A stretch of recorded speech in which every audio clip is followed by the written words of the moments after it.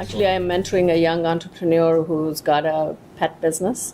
It's like they started off with veterinary care for pets. So your pet is sick, you have to take him or her to the doctor. You're going to go in a car. The pet's uncomfortable. Then he has to wait with other sick pets, and he's going to get more sick. So you can call a vet to come home, and that's the Uberization of pet care. And then they started to get requests for, oh, I need to go away. Can you find us a pet hotel? Or then food delivery for pets and clothing now for pets. And so it's a billions of dollars worth of business, and it's the younger market that's starting to tap it in.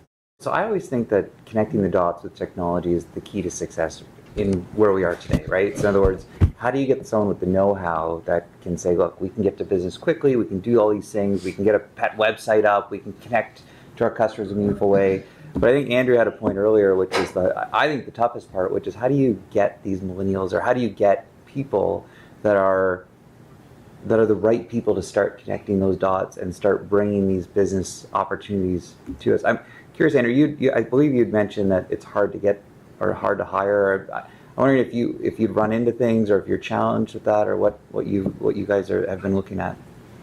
What we've found with our innovation group is that they're far more willing to test and learn, or fail fast, if you like.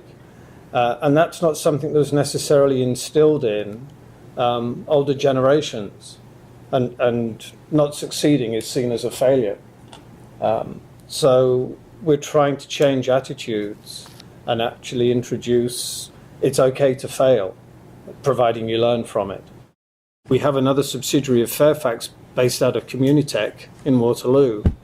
And if any of you have ever walked around there and looked at some of the startups, and U of W has got its Velocity program there for kids who've just left university, the energy, the enthusiasm, and the collaborative space there is absolutely fantastic. So it's how do you harness that, and be able to bring it into your traditional operational model.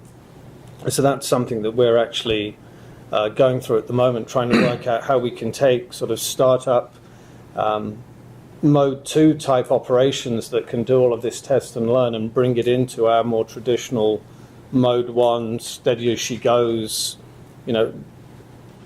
year of business or year of systems development already planned out, and how do we bring in the new stuff so that we don't actually conflict with something that's already in the hopper.